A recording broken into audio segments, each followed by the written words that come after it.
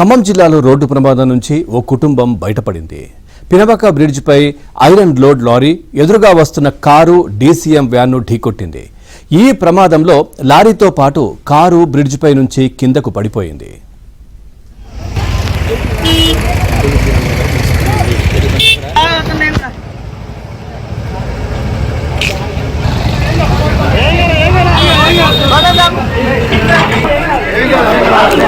ఒకసారి అన్నట్టు తీసుకోండి.